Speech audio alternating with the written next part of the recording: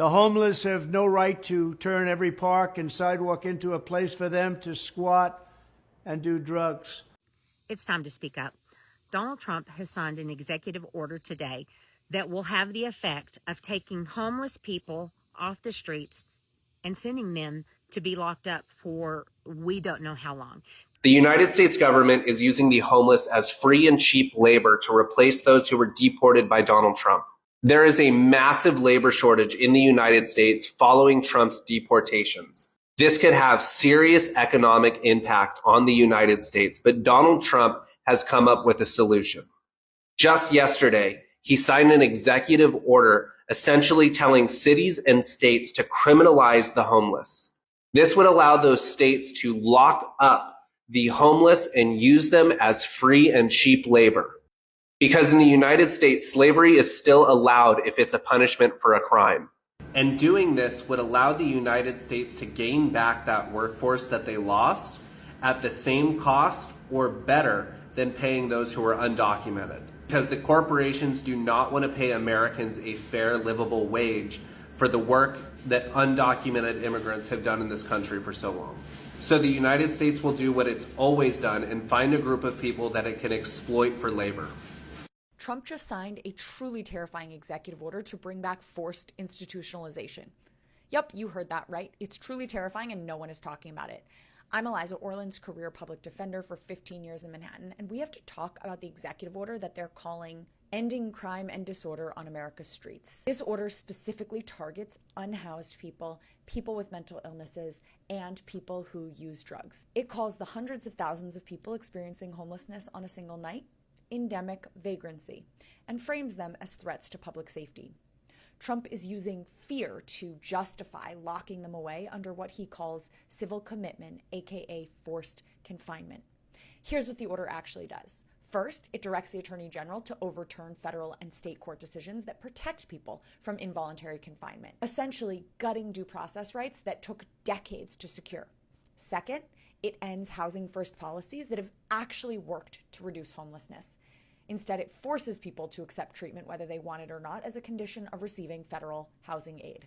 Third, it prioritizes federal grants for states that enforce bans on urban camping, loitering, and squatting, aka criminalizing the simple act of existing without a shelter. Fourth, it expands civil commitment to anyone deemed a danger to themselves or others, or who cannot care for themselves. Language so vague, it could quite literally apply to anyone experiencing a crisis. This is not about safety or compassion. The order literally says the goal is to protect public safety by removing people from public view. This is about control criminalization and disappearing poverty, not solving it. This is mass incarceration 2.0, only now it's dressed up in fake compassion and medical language. We've seen this before. In the era of massive state hospitals, warehousing, and forced sterilization, and we know how this ends. As a career public defender, I've seen what happens when governments use the courts to cage, confine, and criminalize instead of care.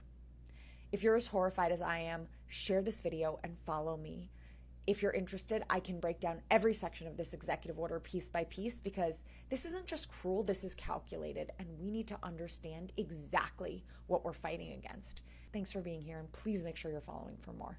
Hi everybody, so I'd like to do another follow-up in regards to Donald Trump's executive order which he signed yesterday, which criminalizes homelessness, effectively making homelessness in the United States illegal. There's been a little bit more detail to this, and it's even more disturbing than the first in many ways as well. So the ACLU has been looking at this, and this is where the source comes from this particular standpoint.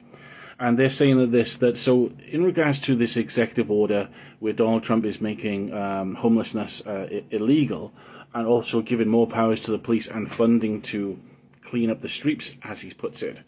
It also, if you have a mental disability or you have mental health issues in the United States, and you come under the bracket of not in permanent housing, you will be forced into an institution. This is absolutely right. This is what they're saying. This is what the executive order is saying. So if you have a mental health disability or mental health issues and you fall under the bracket of not having permanent housing in the United States, you will be institutionalized by force.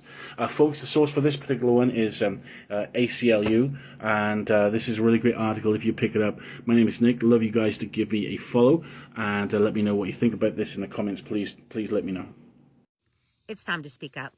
Donald Trump has signed an executive order today that will have the effect of taking homeless people off the streets and sending them to be locked up for we don't know how long.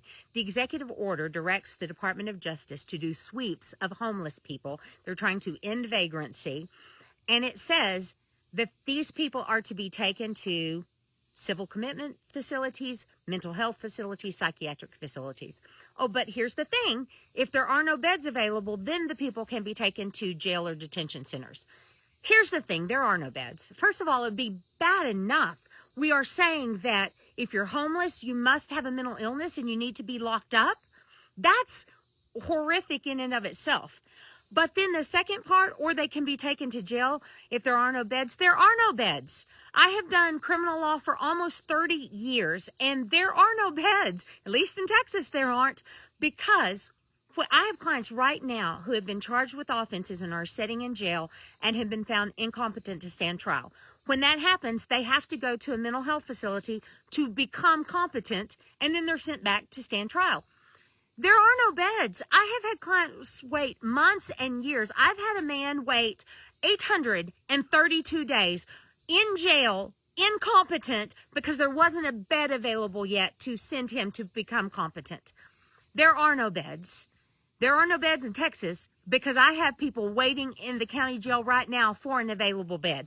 So what does that mean? That means that everybody, at least in Texas, who gets rounded up will have to go to a jail or a detention center. But what is the method by which they are released? Because the order sure doesn't tell us. It doesn't tell us how these people then get out. How? If they get a home, how are they going to get a home when they're in jail? This, in essence, is going to make homelessness a crime where people get held indefinitely. Go look at it's on the government website. You can go read the executive order for yourself. This is authoritarianism. Full stop. Go love your neighbor.